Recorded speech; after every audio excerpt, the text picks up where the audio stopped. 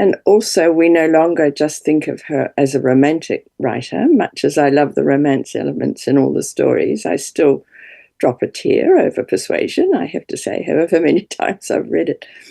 But yes, we've gone beyond that now. She was a real woman living in a real world. And I think she was absolutely fascinated by celebrity, by people who'd become famous, either because they deserved to or because they were famous for being famous. I mean, we're still interested in all that sort of thing. But I also think she was a satirist, and that was a very bad thing to call a woman in the 18th century. It just wasn't done because that was political and you shouldn't get involved. And Mrs. Barbeau was certainly attacked for being a satirist, and there are cartoons showing women satirists as not being marriageable because they're being critical. But I think there's a profound satire on her own nation and her own society in her work. Particularly notable is her satire on the Prince Regent. And you see that coming through John Thorpe, who's like the young Prince of Wales.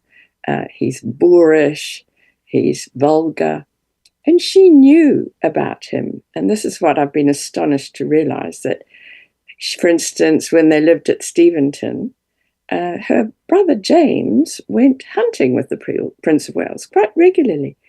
They knew all about him. They knew all about his disastrous marriage, his hideous honeymoon, his future life as when he became the regent. And if you put the attributes of John Thorpe and some of the things he actually says beside what was happening with the Prince of Wales at the time, and then later on the Prince Regent, just look at when he becomes regent, his vanity, his puffery of himself. Look at Sir Walter Elliot, and the way he prides himself on his name and his title when he's not worthy of them.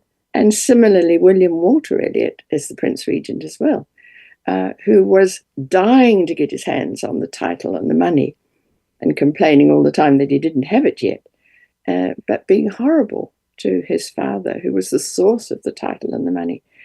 And when you think of her as a satirist, I think that's a very interesting take.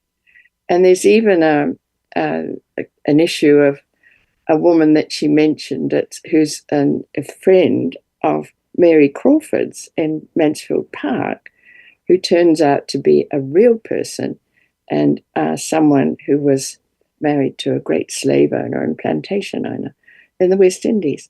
So you don't go past the names in Jane Austen. You really don't.